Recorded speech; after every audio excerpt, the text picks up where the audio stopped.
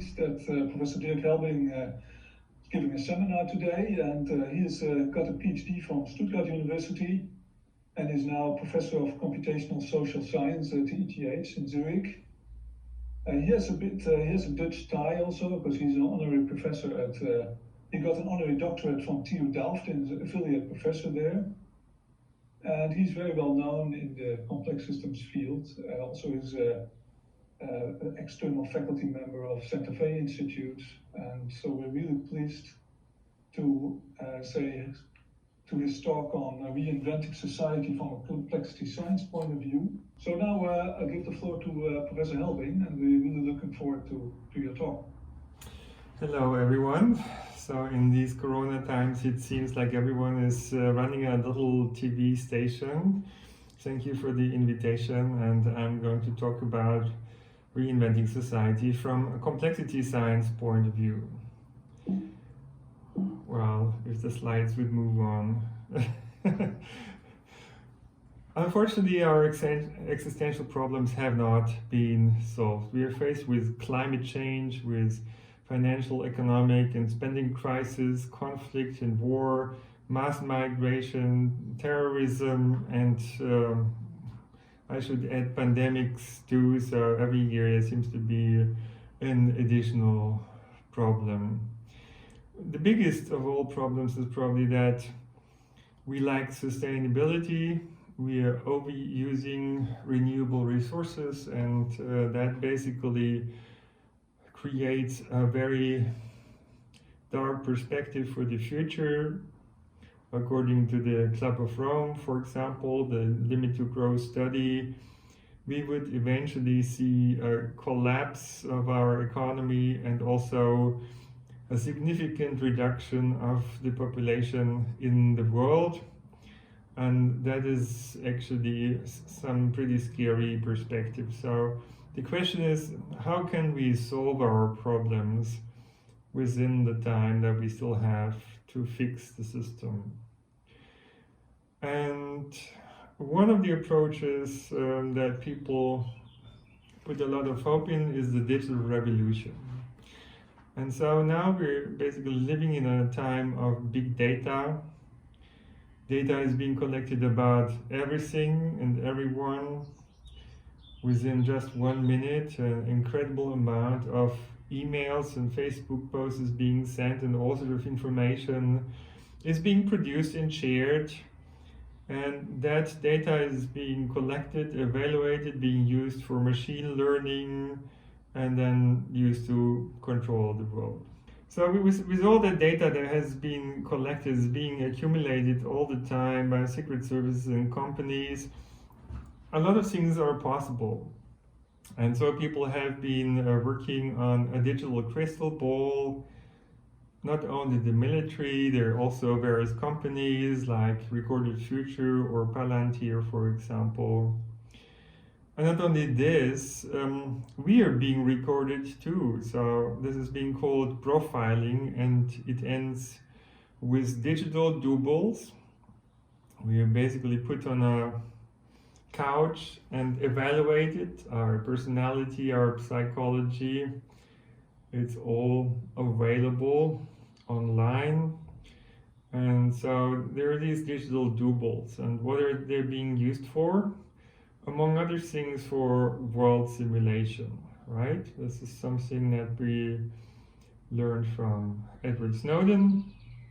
There's this sentient world simulation, and that is basically really a war game on the grandest scale, some people say. It's a global simulator where each and every one of us is being represented by a digital double. A digital double is basically something like a learning black box that's being fed with our personal data, with all the surveillance data. And then they simulate the world. And they do psyops and psychological operations. We'll come back to this later on. So the point is, we are all being profiled and targeted. There's a lot of data that's being collected about every one of us. Estimates reach from half a gigabyte per person per day to several dozens of gigabytes per day. What is being used for? Well, most people say, oh, I'm not concerned because the government is not interested in me. This is totally wrong, because the government is interested in making you behave in a more healthy way, making you behave in a more environmental friendly way, and in many other ways. So basically, it's possible to manipulate people's choices with personalized information by steering the attention. Whoever manages to grab the attention also has an opportunity to influence your thinking, your emotions, your decisions, and your behavior. And Tristan Harris has actually reported about it. He's been working in a Google control room, and he's explaining what they're doing, how they're doing it, and in particular he's explaining that there's a handful of tech companies that control billions of minds every day, including yours, and you haven't even noticed most likely that this is happening.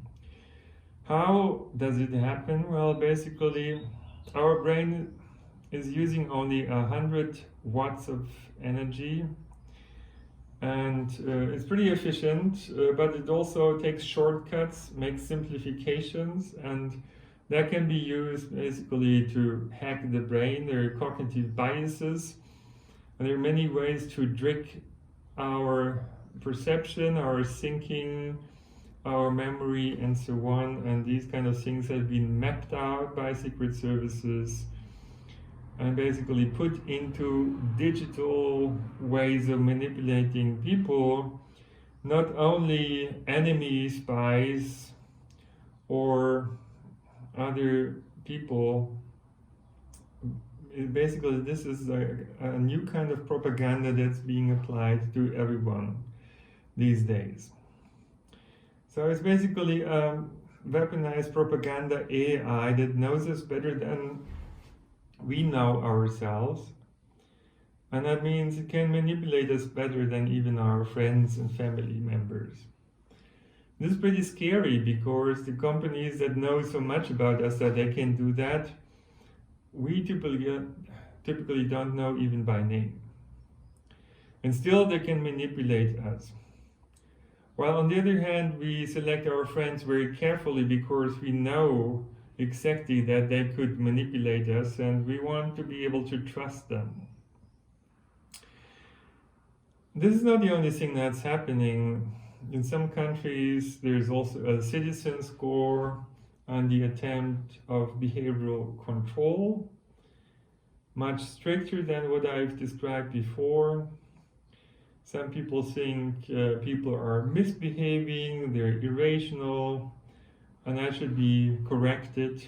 And so basically behavioral manipulation is being used to do exactly this. It goes so far that in some countries there's surveillance of basically everything, and you would get plus or minus points for many behaviors. I think at the moment there are 300 variables in China right now that's being considered, and so whatever you do collects you these plus or minus points, and then overall there's a citizen score that determines what are the countries that you can still visit, whether you're allowed to fly by plane or even use a fast train or public transport at all, and what is the speed of your internet, and what are the jobs that you can get. Some people find that pretty totalitarian.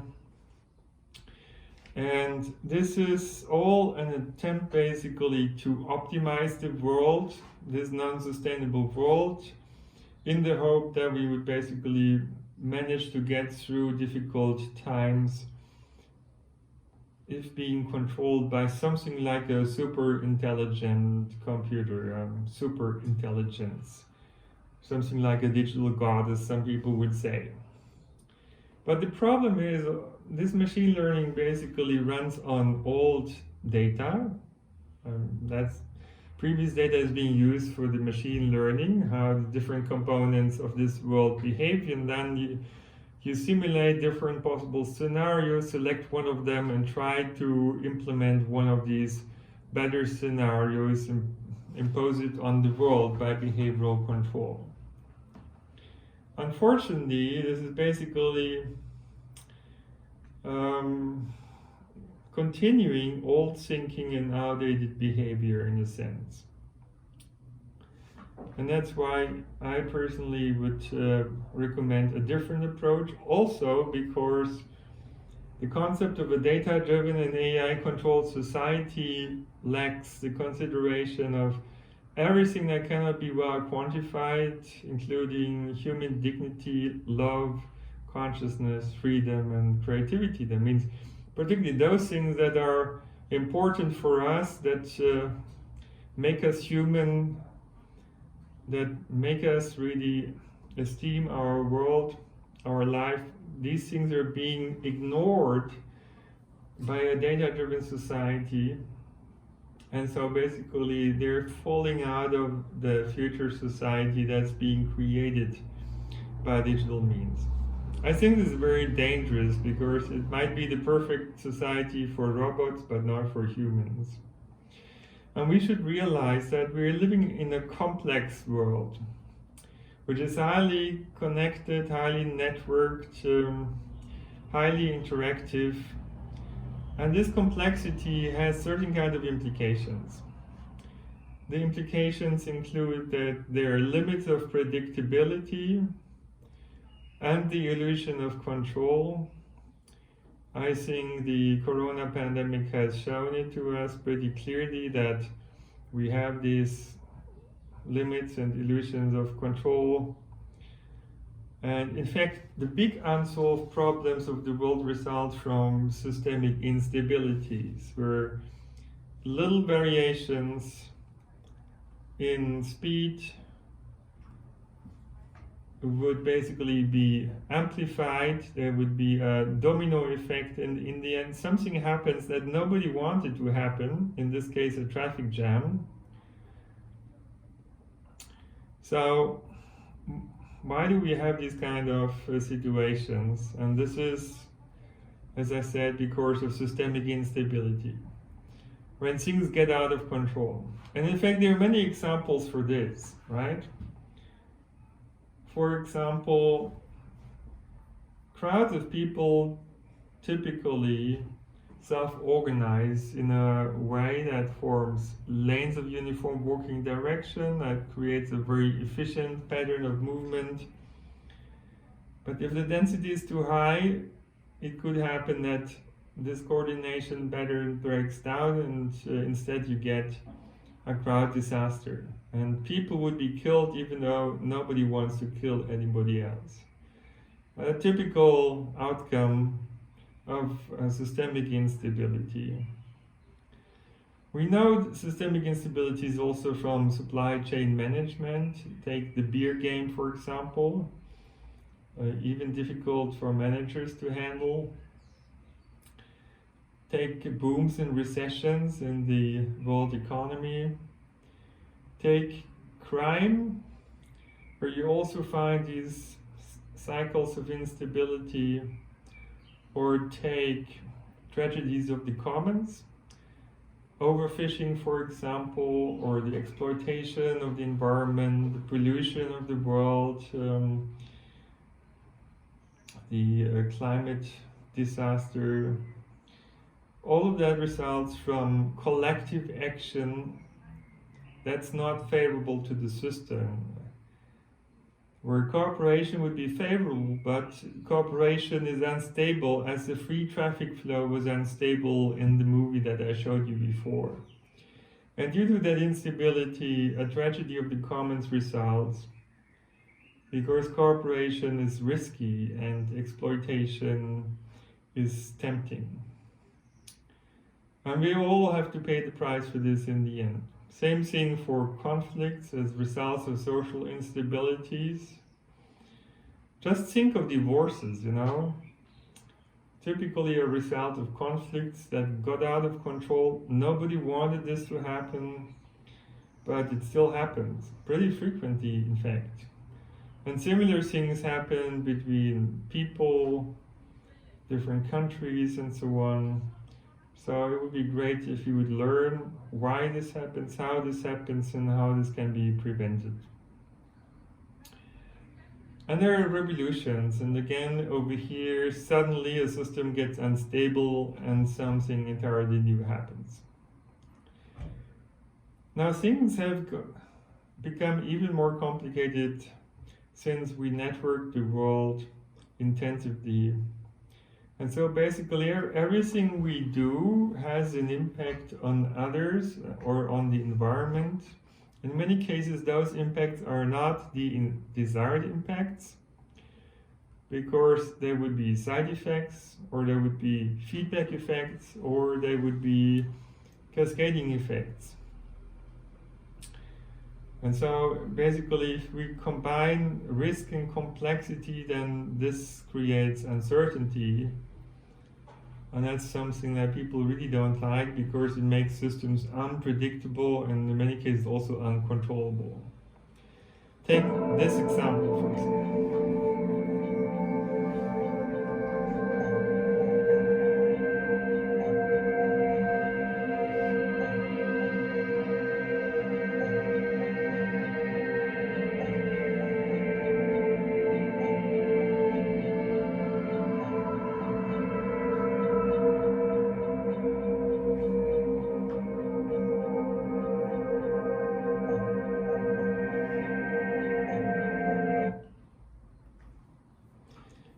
So you've seen a single disruption can basically destabilize the entire system and mess up the entire world as we've seen it in the case of the financial crisis, where the bankruptcy of Lehman Brothers caused bankruptcies of hundreds of banks and losses of hundreds of billions of dollars.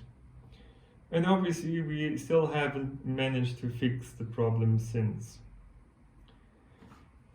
Now these have been cascading effects in homogeneous systems, in a sense, where we have one kind of problem, but now we have many networks that are networked with each other, networks of networks. And that makes the world even more vulnerable to perturbations. So how do we deal with this? Well, obviously we need to cut the Gordian knot. And for this, basically, we need to create a resilient world. A resilient world is a world that basically is able to recover flexibly from shock, disaster, crisis, maybe even improve after some time, as anti-fragility suggests. And the question is, how would we be able to build a resilient world? Things that help are redundancy, decentralization, modular design, diversity, pluralism, distributed control, multidimensional local feedback, participatory approaches, and digital assistant.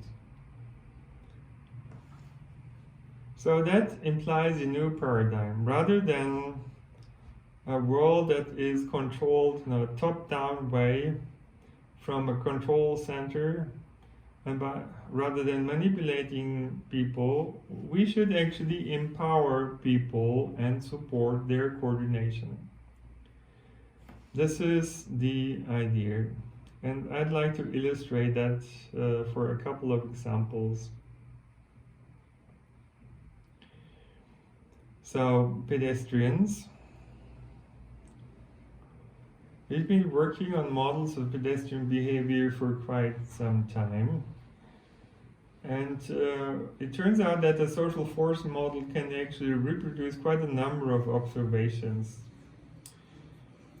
Here there is an equation of motion, because the change of location in space and time is given by the speed. But there's also an acceleration equation that's being specified by a sum of forces that represent different motivations. Like there's a driving force that describes the adjustment of speed to a desired speed in desired direction. And there would be a certain adjustment time, tau. There would be interactions, for example, repulsive interactions between pedestrians, but also between pedestrians and walls. And the sum of those different forces would then determine the acceleration and the motion of a pedestrian. If we do that, then actually we will be able to reproduce the formation of lanes of uniform walking direction, as you can see it in this movie. That segregation phenomenon makes opposite flows very efficient. And interestingly enough, you don't need laws for it, you don't need policemen for it, you don't need to tell people how they should behave. It just happens based on the interactions between the people. We call this self-organization. And self-organization is actually quite typical for a complex system. In other situations, like at a bottleneck, we would find oscillatory flows. As you can see it over here, so one side is basically being discharged. On the other side, there are more and more people accumulating until the pressure gets so big that the tide is turning. And this is how those oscillations basically come about by self-organization. Or take two intersecting flows. In this case, interestingly enough, there would be stripe formation. That means people would move sidewards within the stripe, but the stripes would move forward, and in this way it would be possible to walk through something like a wall of people even without stopping, just because of that stripe formation phenomenon. I find that pretty fascinating. We've been also looking at freeway traffic, and of course there are all sorts of car following models for this. One of the models that we've been working with a lot is the intelligent driver model. It has again an equation of motion and an acceleration equation. In this acceleration equation, basically there's a desired distance that depends on the speed and also on the relative velocity. And typically there wouldn't be any accidents if people accelerated and decelerated according to this formula. Now there are a number of congestion patterns that need to be reproduced by a realistic traffic model. Here are those patterns. So this is, for example, a wide traffic jam, below oscillating contrasted traffic, in the middle a pin localized cluster, top right stop and go traffic, bottom right a homogeneous congested traffic. Now these kinds of phenomena can actually be reproduced by a model, as I showed you before, by varying the inflow on the freeway but also through an on-ramp. And so basically a simple model using the same behavioral parameters but different flow conditions, different traffic volumes would produce those different traffic patterns. I find that quite fascinating, and it certainly has helped us understand why we have congestion in traffic flows, what causes them, and how we can overcome them. As I can show you over here. So this is a simulation of the stop and go traffic that we have today. Pretty annoying, everyone knows it. The coffee cup over there that spills over is actually a measurement device for us to illustrate changes in acceleration. And so we eventually get mad about the stop and go traffic. We take a helicopter and This allows us to see what is the cause of that stop and go traffic.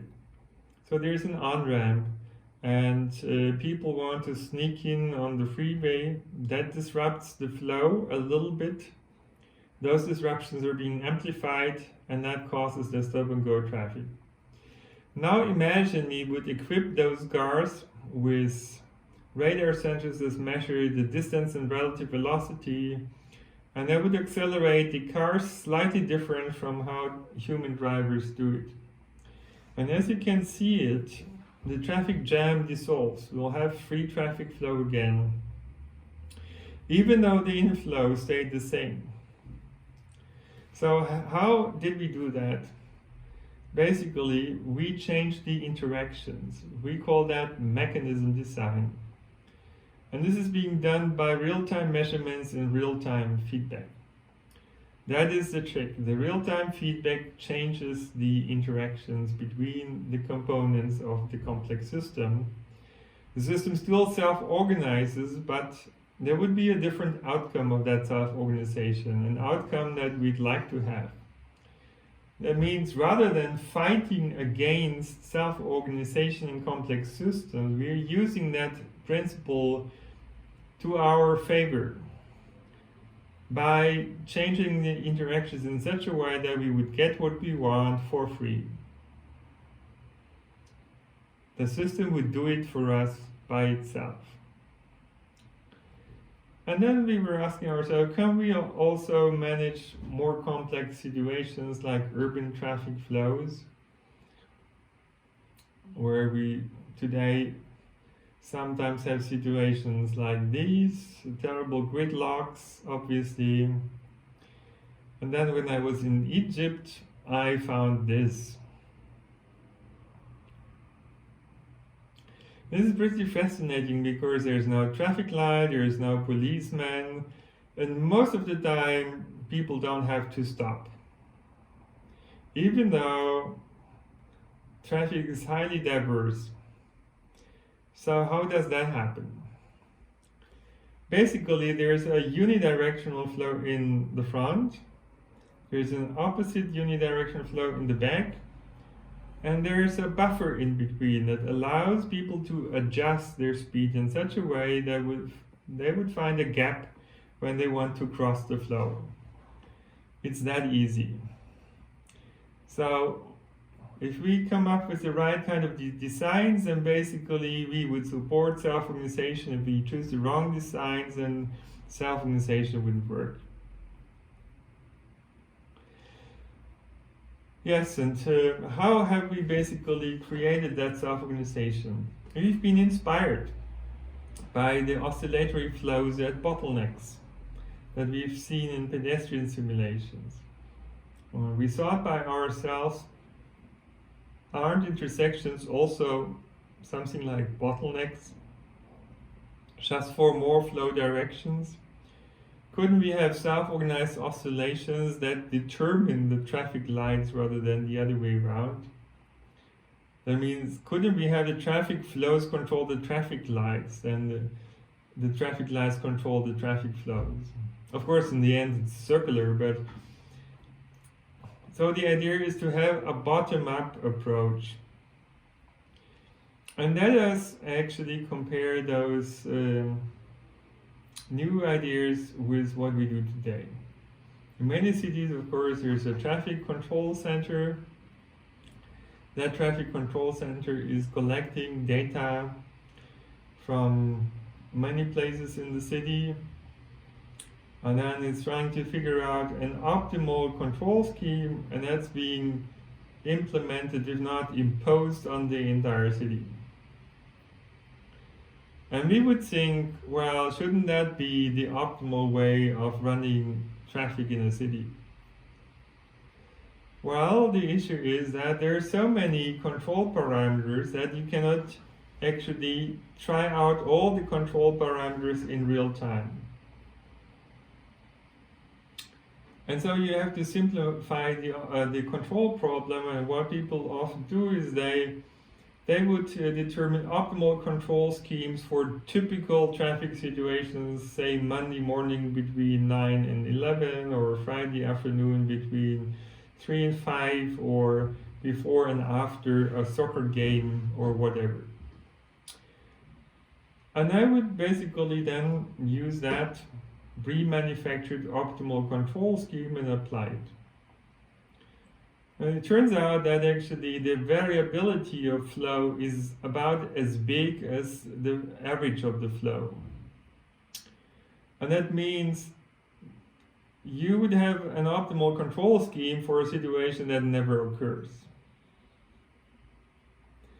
Then of course, what you'd want to do is you'd want to adjust your traffic control scheme to the actual traffic situation. So you would basically make measurements and then shorten or extend green phases to account for this. But you wouldn't change everything because of the complexity of the control problem.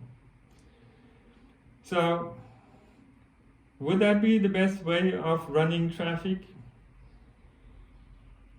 There is another way that we'd like to discuss, where basically every intersection is controlled separately based on the inflows of cars coming towards that intersection. There's a mathematical formula that tells us what is the optimal control locally, but there wouldn't be any coordination between neighboring intersections.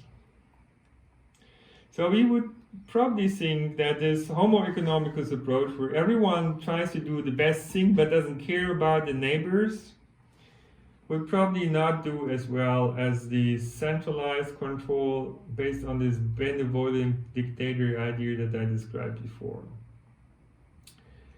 The third approach would be the same as the second, but if a traffic jam grows big, then basically we would first clear the traffic jam before we go back to this travel time minimization scheme. So that is something that basically pays attention to neighbors. It's a friendly way of optimization, but it wouldn't be as selfish as the Homo economicus. And most likely you would think, oh, actually Homo economicus would perform better. But let's see what really happens. Let's look first at the red line. This is the line for top-down regulation, the benevolent dictator. So here the queue length of vehicles grows almost linearly with the capacity utilization of the intersection. Something that looks quite plausible.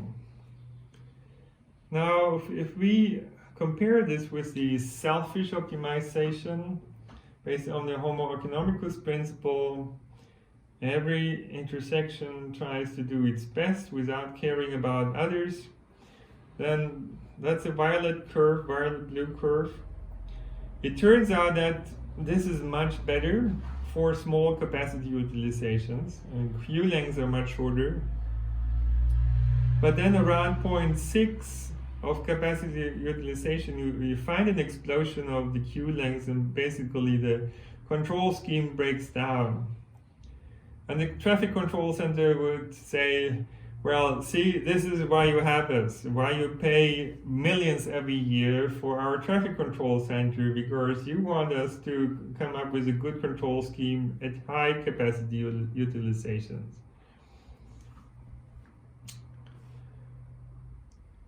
Well, so we could say Adam Smith's invisible hand works for small capacity utilizations, but it fails for large capacity utilizations, right? Let's look at other regarding optimization. Local optimization, but paying attention to the neighbors. Well, interestingly enough, that performs better all the way. So we can say bottom-up self-organization can outsmart optimal top-down control when there is a complex optimization problem, and we can make the invisible hand work based on local self-organization approaches if we just find the right local interaction principles. Now the question is, how well would that work? And we've been talking to the traffic authorities in Dresden, and they said, well, actually we're quite happy with our traffic control, apart from one area in the center where we have a green wave control, but we would like to prioritize public transportation. And there are a lot of trams and buses that cut through this area, and if you would prioritize trams and buses, then basically you would stop the green waves, and that would cause a monster traffic jam within a very short period of time. So basically they do what we see on top. They impose a green wave on the traffic flow, but they have to set back the public transport. Our self-organized traffic light control gives a certain weight to trams and buses, say 10 vehicles, right? And then we would let the system self-organize. And you see, there's still green waves, but they look differently. They look more flexible, more irregular.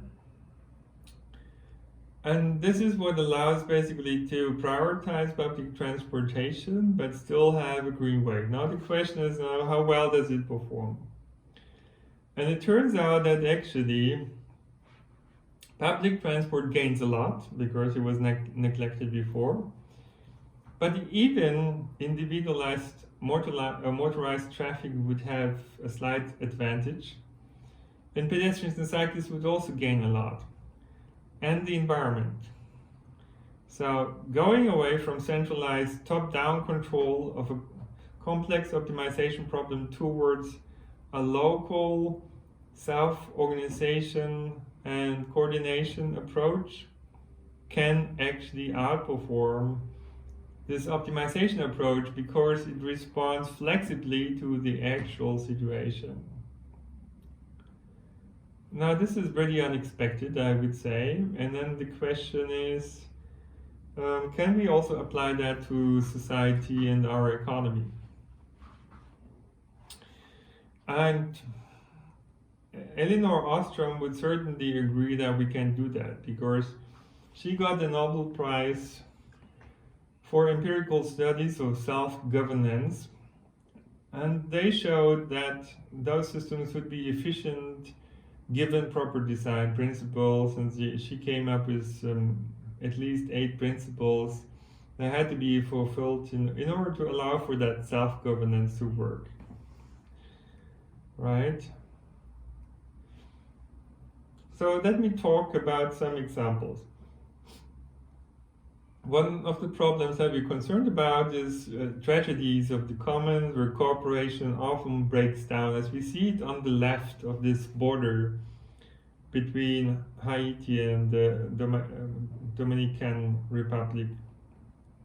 On the right, on the other hand, you can see there's still a lot of trees and forests. So obviously, we wouldn't have to end with a tragedy of the commons, right?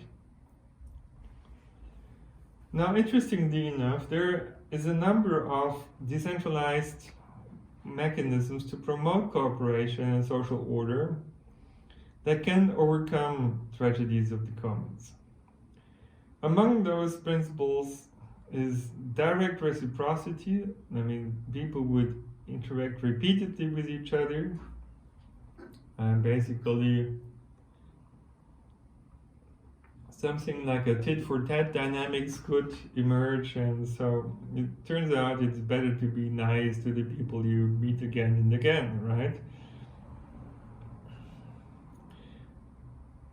Also, indirect reciprocity would help. For example, based on reputation mechanisms. Some people have recommended peer punishment or costly punishment. And then the question is, what would be the most efficient mechanism? So for this, you have to run one mechanism against another mechanism. There would have to be competition between different mechanisms. And interestingly, it turns out that there are mechanisms that outperform costly punishment. For example, a mechanism that's called altruistic signaling. I find that quite interesting. Also, there is this mechanism of merit-based matching that basically allows everyone to be better off. So over here, you would have the more cooperative people interact with other cooperative people, and less cooperative people who cheat more often would interact with other less cooperative people. So they would pay the price for their restricted cooperation, basically. It turns out that altogether, such a mechanism would make everyone increase the level of cooperation. So it could also help to overcome a tragedy of the commons. And of course, qualification. Basically, if you allow people to reach a next level in a system that comes with more data, more functionality, more power, if they have learned to use that power in a responsible way, then basically you would also have a mechanism supporting cooperation. There are quite a lot of mechanisms supporting cooperation, many of them decentralized ones, that would be effective in turn prisoner's dilemma game or social dilemma game into another game. There are social mechanisms and there are biological mechanisms, and of course you can also combine mechanisms. So there are plenty of opportunities to overcome tragedies of the commons that, by the way, would also be promoted by global networking, unfortunately. So networking everyone with everyone else is actually not a good idea from the point of view of social dilemma situations. Now here's another interesting thing. We'll be looking at networking among neighbors, right? Not everyone with everyone. People would interact with the neighboring environment. And I was always interested in, is it really true that everyone will end up being selfish, as many economists seem to suggest it? The idea being, say, if you were selfish and I was not, I would give you some resources, you would have a bigger family, more offsprings, and so selfishness would spread. And I, the friendly guy, would have less resources for my family and kids, and so I would have less offspring. So in the end, basically, selfish behavior would win through, and being nice and sharing resources would actually lose out. And I didn't always believe that. So I decided to simulate that in a computer. And in that simulation, agents decide according to a best response rule, as economists would do it, that strictly maximizes the utility function, given the behaviors of the interaction partners, which are the neighbors.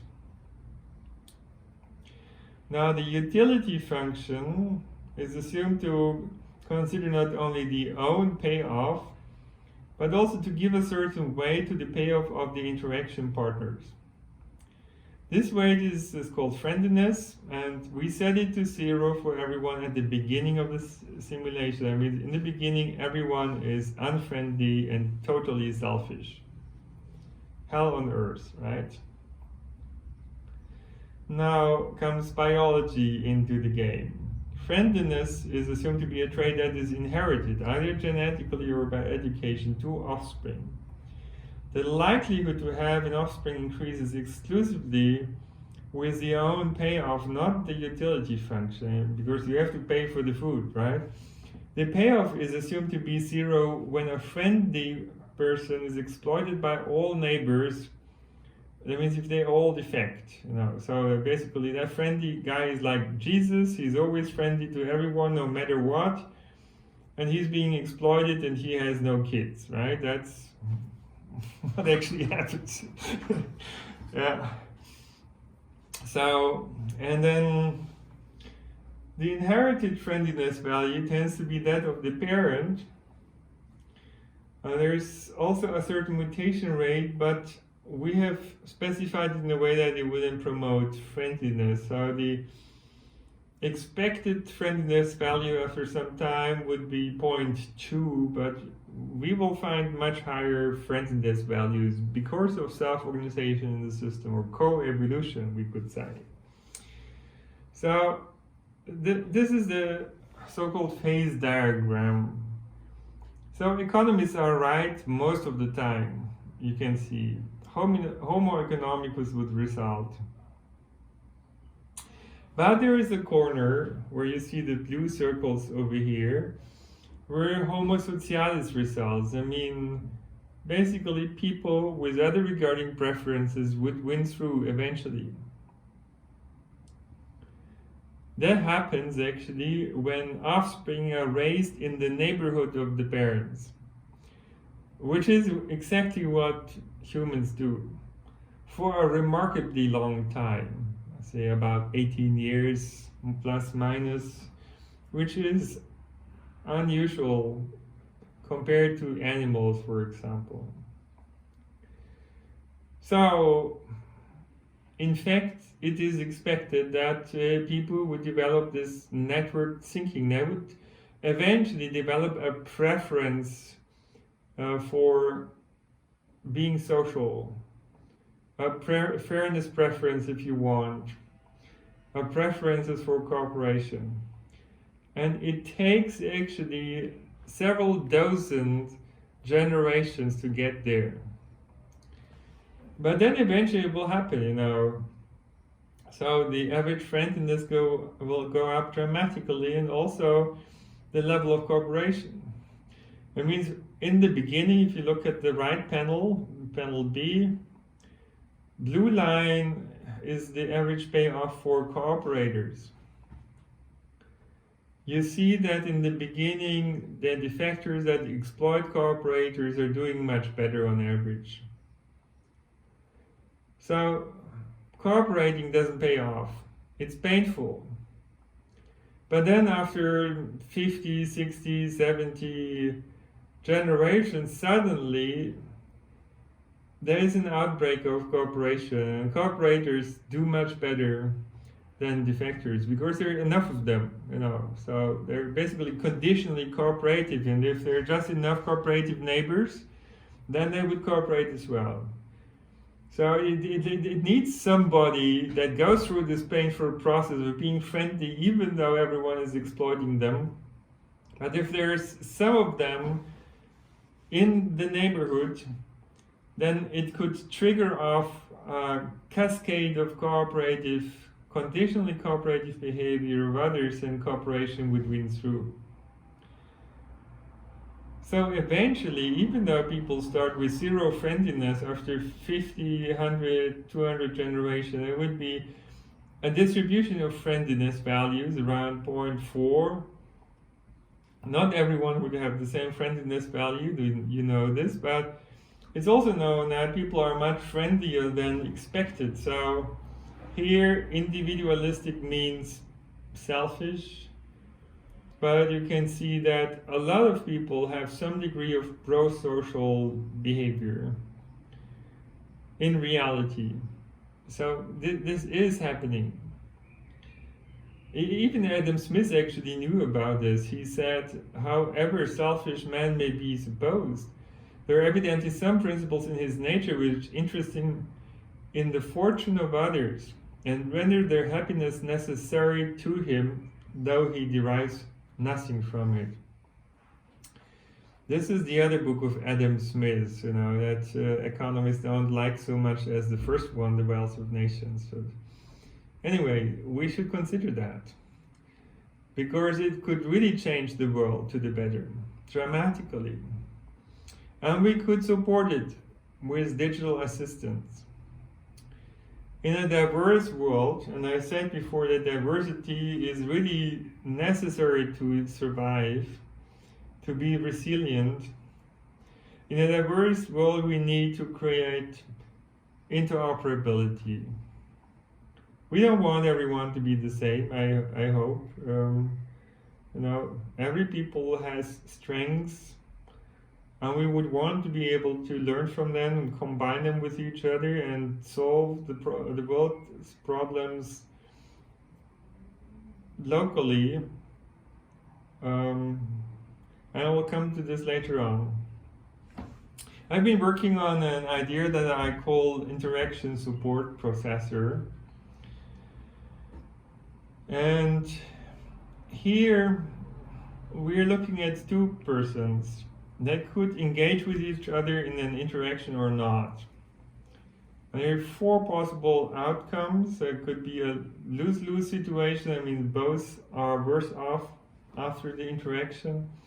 There could be a win-win situation, there could be a win-lose situation where the overall loss is bigger than the sum of what they had before, and there could be a good win-lose situation. And depending on this, with digital assistants, we could provide different kinds of support.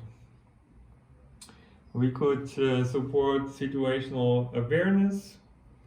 We could support successful interaction. We could warn of lustful interactions and protect people from exploitations.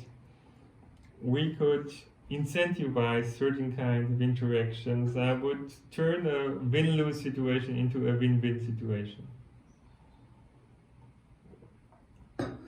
We would also want to create collective intelligence. And in fact, it turns out that collective intelligence can be produced, and diversity again is really decisive for that. What we would want to do is bring the best ideas of many minds together. And this is really what collective intelligence is about, or should be about. It turns out that there's a phenomenon called wisdom of crowds that occurs under certain conditions requiring diversity, but also non-interference, non-manipulation in the first stage of the process. When you do that, and then later on combine different solution approaches, then you would find that the resulting solutions would often be much better than the best individual solution. That means you could say diversity wins, not the best.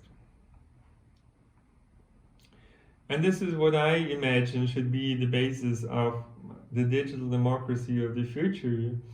Not the majority ruling over a minority, but combining different perspectives, ideas, and solution approaches to come up with better solutions, integrated solutions that work for many. And in fact, there are some mechanisms. We've published about that in a paper in PNAS. And it turns out that there are incentive mechanisms that can let groups of people outperform yes-no democracies and even markets. So then why don't we do that? In the meantime, it's published, by the way. Now, one way of actually mobilizing collective intelligence would be City Olympics. So the idea is there would be different disciplines like reducing climate change, improving energy efficiency, improving environmental conditions, sustainability, resilience, and all this. And many cities would actually compete for the best solutions. So companies, the media, research institutions, politics, they would all basically try to come up with the best possible ideas, but also implementations and use of new products and changes of behavior that would that would help solve some of these problems. And then there would be a comparison between the solution of the city. There would be a best of list, and of course medals and so on.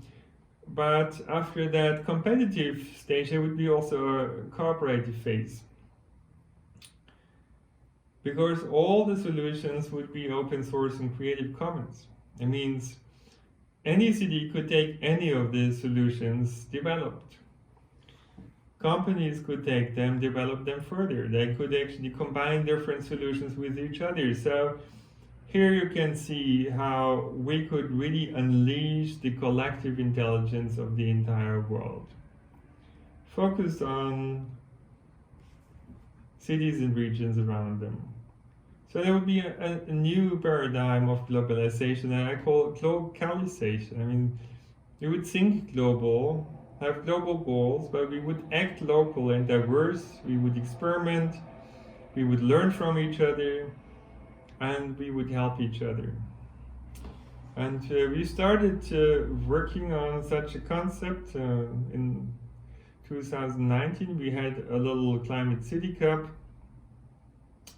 And the idea really is to combine the success principles of various systems, like competition as we know it from capitalism, collective intelligence as we know it from democracy, experimentation and selection as we know it from evolution, nature, intelligent design as we know it from AI, and so on. So that's the point. How do we build that system? How do we run it? And that could be part of the composition too, right? I'm eventually nearing the end, and I'd like to address how we could actually improve in terms of sustainability.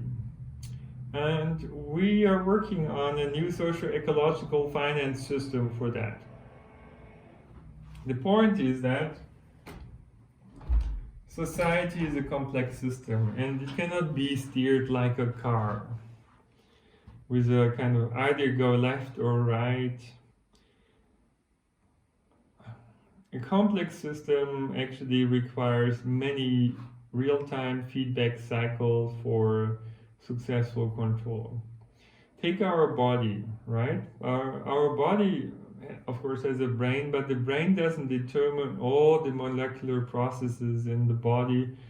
A lot of it is based on self-organization. You don't have to think about it, it just happens, you know, like magic through self-organization.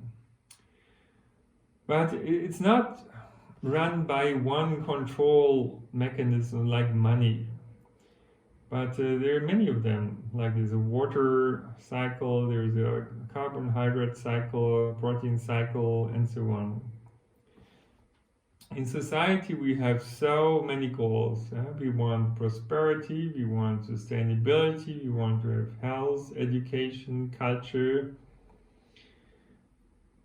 But optimization is always one-dimensional. You choose a goal, no matter what, and then you optimize, and then you want to know, is it better or worse?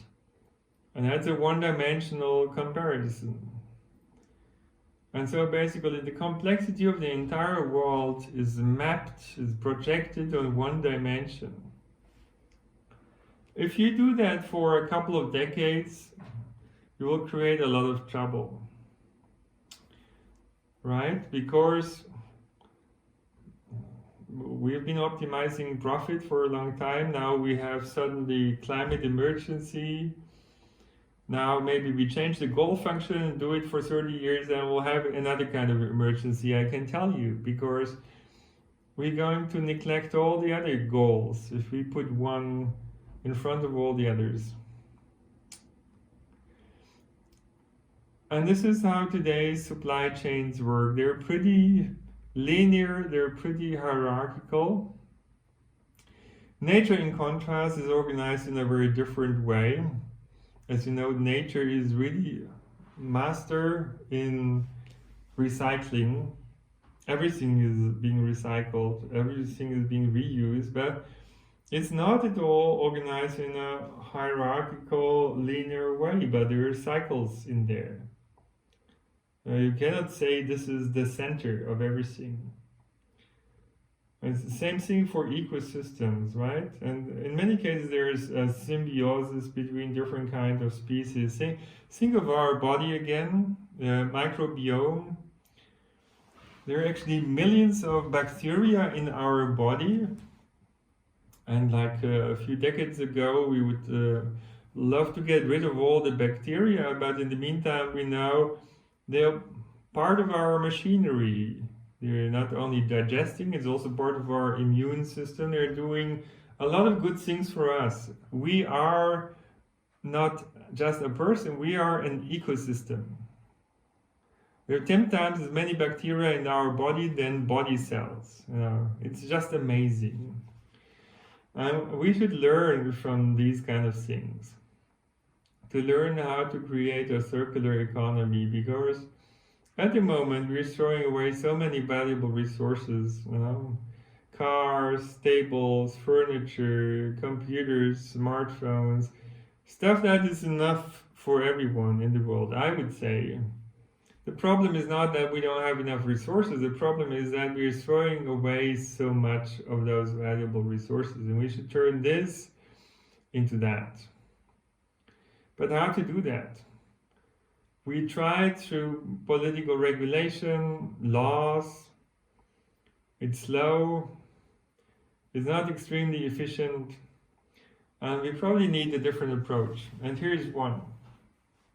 We could use the Internet of Things to measure the impact of our behavior on the environment and other people locally.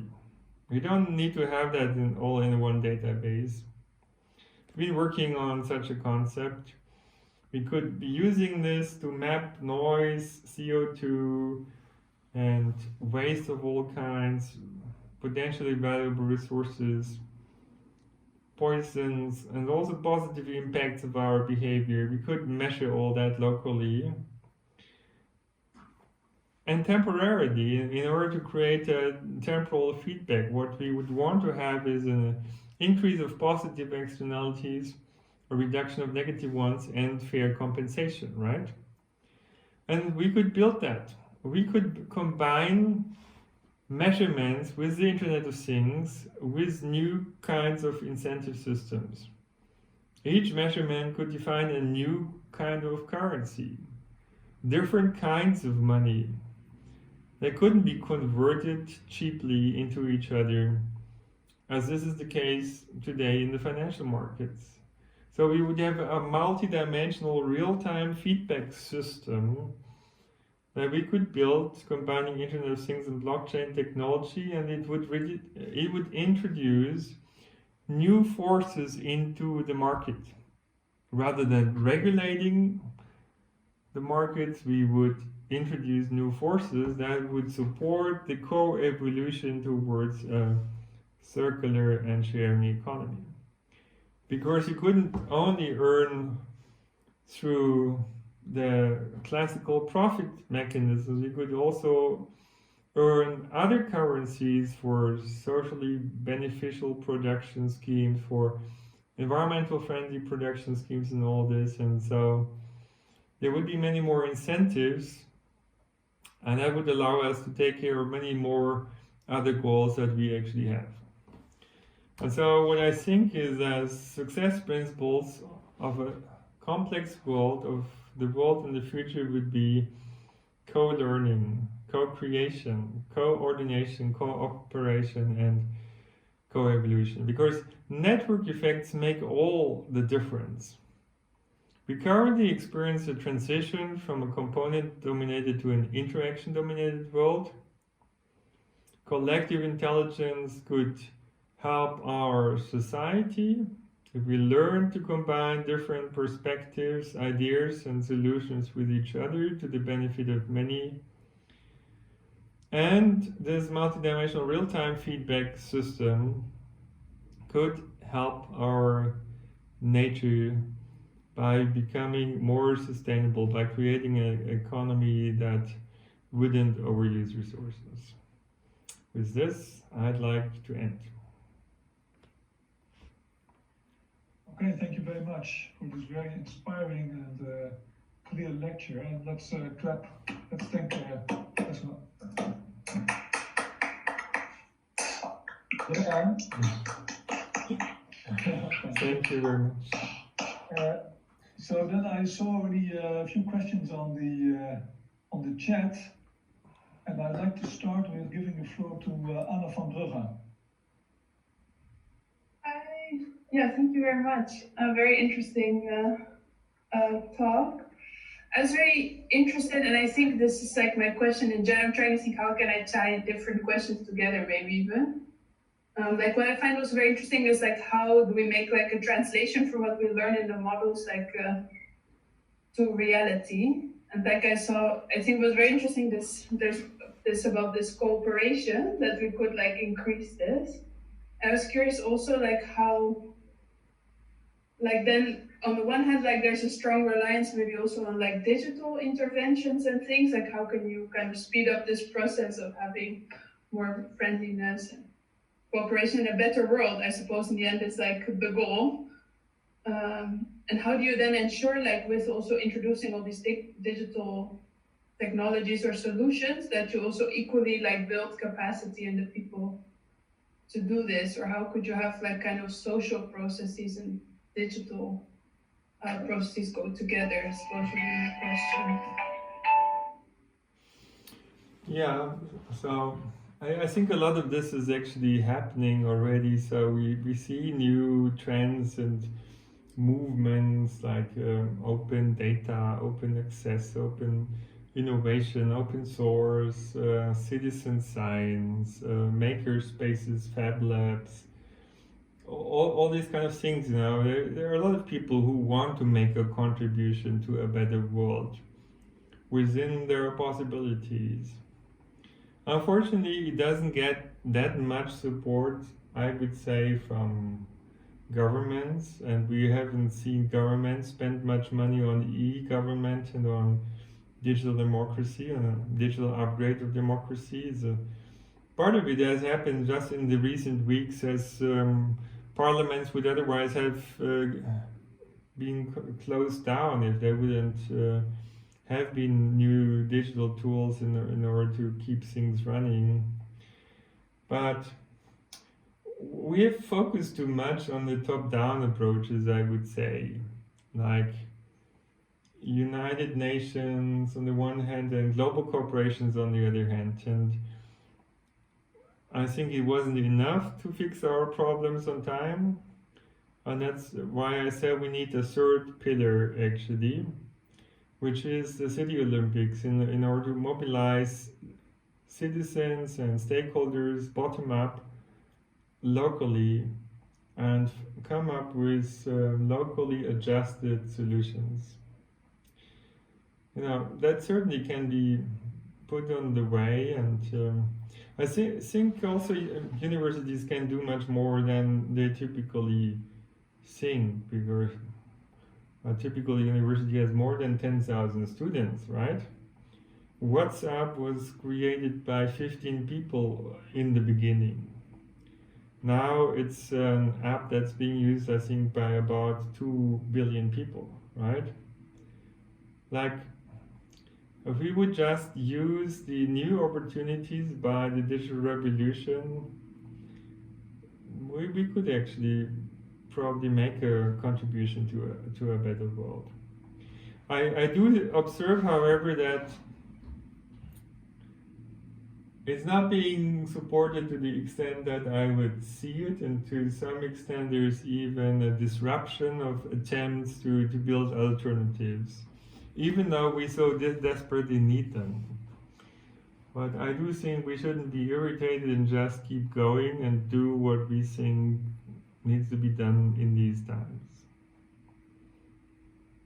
Okay. Thank you. The next questions come from Ami van Vlaanderen. Ami, go ahead. Sure, yeah, thank you. It was a very great talk. I was just curious if you've been researching also when friendliness collapses, whether it even collapses, and under what conditions.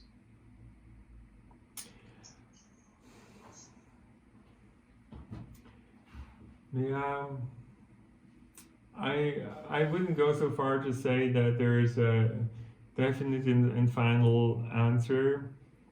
I know that when resources get short, there are two modes of responding to this. In some countries, people would get more selfish to survive while everyone else struggles.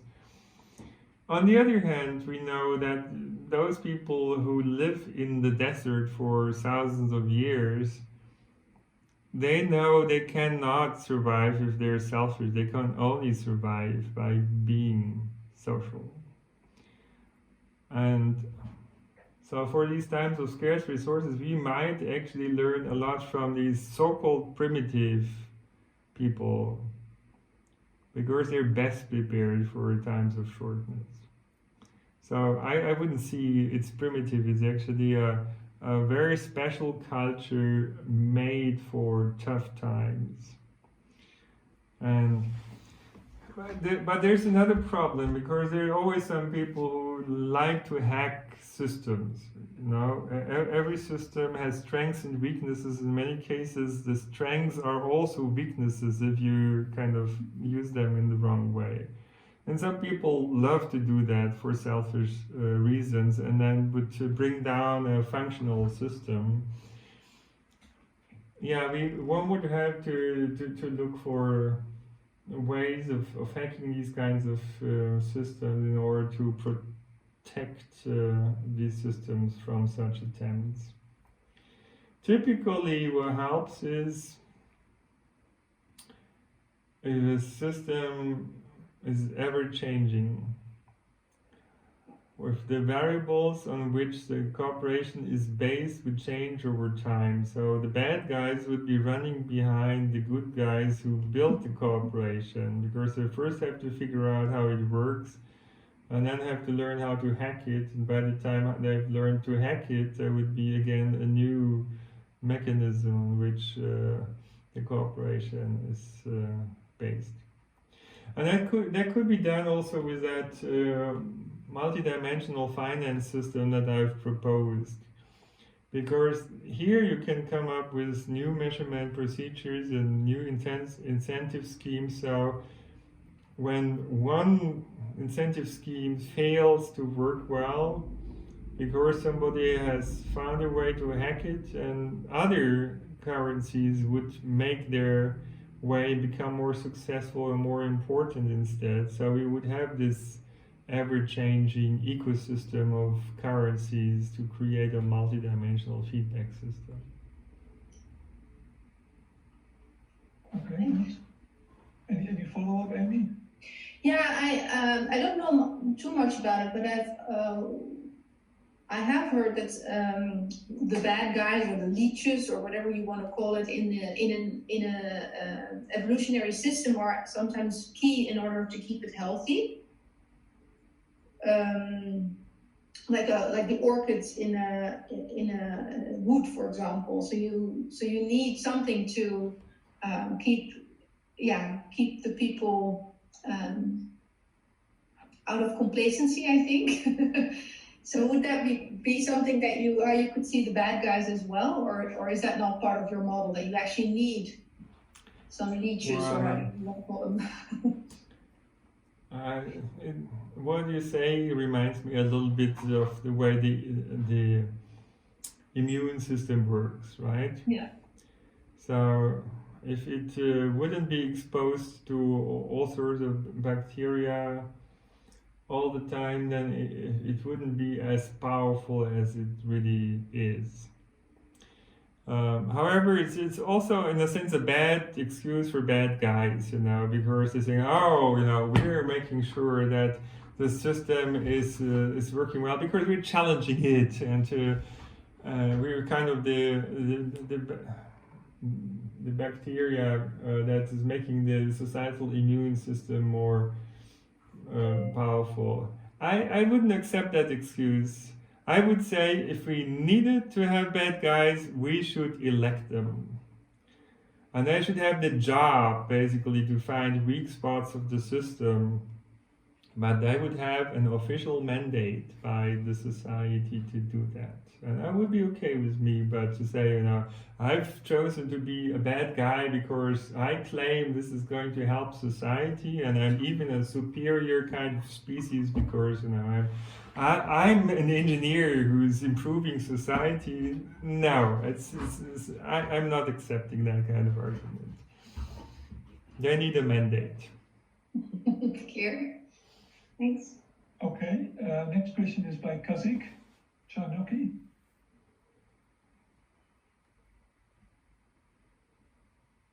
Kazik, are you still there? I see you. I don't see you. He's saying in the chat his camera doesn't work. He can only write. Okay. Oh, he can only write. Okay. Well, maybe we'll go to the next person then. Divai Prasad. Yeah, so that's me. Yeah, thanks for the interesting talk. It was super nice. Like to hear these different perspectives of like trying to integrate things. So like I'm a computational biologist. So where with regards to your point that like if the human body or if a biological system is trying to maximize different values or different sort of there's some sort of optimization happening. Can we sort of identify these core key currencies in the sense that the system needs to sort of improve so that it's better for everyone? So in the sense that like my question was so sorry I segued a bit to a different point, but like for example, if we take the example of scientific publishing and academic peer review, how can we sort of use these technologies, disruptive technologies, so that like it's a better ecosystem for everyone? Yeah, there were so many points that you were raising at the same time. I think the publication ecosystem has already changed quite dramatically, right? I mean, before we had these guarded communities where there were kind of a few people who decided what was worthy of publication, what was not, and then now we have open access journals, and some of them are not as selective as previous journals, and say, okay, everyone stands for his own or her own work, and time will show, and there might be a lot of bad criticism if you put out that kind of work. But maybe there's some ideas in there that will really make a big difference eventually and establish a new field. Maybe not even you have done it, but the people who have criticized the bad paper have come up with this idea. You know, whatever, there's a new kind of social dynamics that's possible. And in particular, it helps interdisciplinary work, I would say, because it was always hard to publish that. If we look at how quickly science has responded to the COVID-19 challenge, then we can really say that the new publication ecosystem, the new way of doing science has accelerated a lot the possibility to respond to challenges. And we're certainly not at the end of this process, but yeah, maybe you have ideas. I mean, now we have comments, we have ratings, we have filters. I mean, it's an ecosystem in itself, in a sense, and part of it may have even been triggered by some work that we published in the past about an innovation accelerator that we have demanded, and new publication formats. Yeah. But also in our financial system, the idea is it should be open. So it's not only a central bank that could come up with a new kind of money. If you wake up one morning and have an idea, and say, why have people not measured this and turned that into a currency? Because it would make people so much nicer with respect to each other, or would people be much more careful about the environment? You know, you can just do it. And so if it's a useful idea, it will make its way and a lot of people will use it. There will be 1,000 proposals that won't work because people aren't interested. There's not much need for it, but yeah, just give it a chance.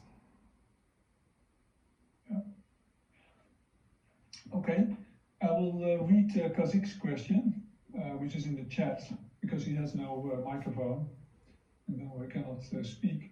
So his question is about the preferences which are included in the other regarding sort of part of the model. He says it seems counterintuitive to me under the assumption that they are local. For example, agent cares more about a few close friends than about the rest of the population. Even more so if the utility derived by others can be more valuable for me than my own utility. For example, I can be late to work, but my daughter cannot be late to school. So I can only say how we did it in that simulation, and over there we assumed that people would not only give importance to their own payoff, but also would give a weight to the payoff of their respective interaction partners. And in that particular simulation, interaction partners were from the neighborhood. That kind of approach, of course, can be generalized in many different ways, and I encourage you to do that. Because the way this study started was, I didn't believe the story that the economists will challenge all the time. I said, yes, let's just try it in a computer and see what happens, and I found something new. And I want you to do the same thing and basically say, I believe part of what Dirk has said, maybe not even this, and I have some other ideas, and I want to check it out. Yeah, please do it. Yeah, happy if that inspired you to explore something new. I think we will have to do a lot of exploration. As I said before, there is no ready-made solution that will save the world. We'll have to find our way through that difficult time together, and we'll have to experiment a lot and learn from each other. And computers can help us learn some stuff, yeah. Okay. Kazik says thank you. So I see Jinji has a question. Yes, yeah. Thank you very much, Professor Helbing. And that's a really interesting talk. I just realized it before. I also studied a little bit about the traffic jam, and I read one of your review paper. And my question is, as a general question, that's this kind of approach, I really like that. That's the kind of use the self-organization and also kind of decentralize. And I also thinking about different society and whether the size of the system or a complex system really matters, and whether all this approach really useful for all kinds of system, no matter the size of the system. And for example, that's in Singapore, I also quite like this system. They also kind of have a little bit like centralized and decentralized. But sometimes I also thinking probably because they are small enough to implement this kind of approach. And also whether the diversity of the components also matters. And for example, if we have a society have all kinds of different people, have a multicultural, and probably this could happen. And in some culture or society, they only have one culture or very dominant culture, whether this approach is not going to work. So I'm just wondering as a general, and so whether this approach will apply to all sides of the system and also different diversity of the components. Thank you.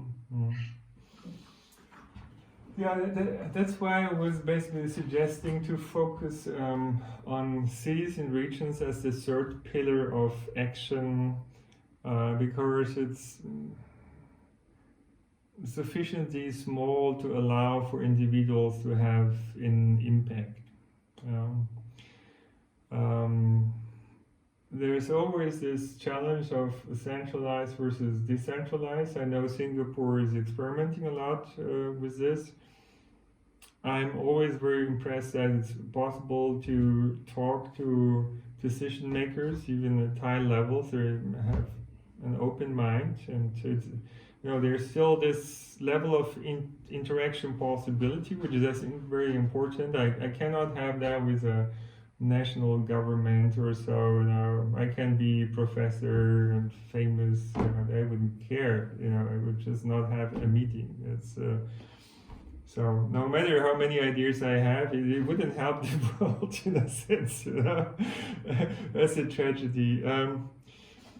My experience in terms of teams is that multicultural and multidisciplinary works quite well if there's a balance between different cultures and disciplines. So if one culture gains a majority, it would start to impose their culture on the others, and then it would create unhappy people.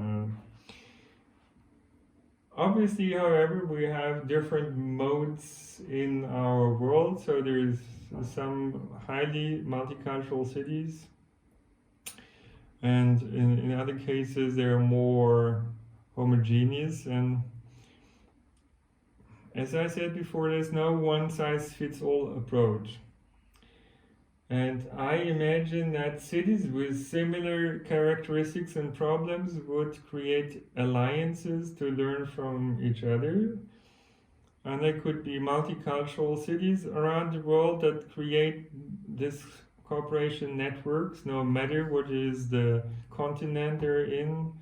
And there might be this more monocultural cities around the world that they would also see how they solve their problems. And there's also something in between. But I do think the best way of sorting out things is to allowing people to make a contribution to the solution of the problems that they have. Thank you. I think that's a very nice point to end. Also, our time is nearly finished. So let's thank Professor Helbing again for the very nice and again very inspiring talk and discussion. That leads me to mention to you that next week on Friday we have another talk by Emilio Hernandez Garcia from Complex Systems Center IFISC in Mallorca. And it starts a bit later at 3:30 instead of 3 o'clock. So we hope to see you all again, and I wish you all also a very nice, sort of long weekend and holidays. So thank you very much. See you next time. Thank you. Very nice with you. Bye. Bye-bye. Thank you. Thanks. Will you be able to share some of the presentations that were there, or like where the research came from? And we did record this session, so I don't know whether Professor Helbing, are you willing to share it with us through the YouTube channel? We have a YouTube channel. Right. Yeah, I'm willing to do that. Probably we will have to cut a little bit because in the beginning there were some problems. Yeah. Yeah, it will take a few days, okay? Yeah, that's good. And I also have a recording, so probably I will use the one from you, or... Yeah, we can sort that out. Yeah, that's good. Yeah, thank you so much. Yeah. You're welcome. Bye-bye then. Thank you. Bye. Have a nice week, everyone. Bye. Very much.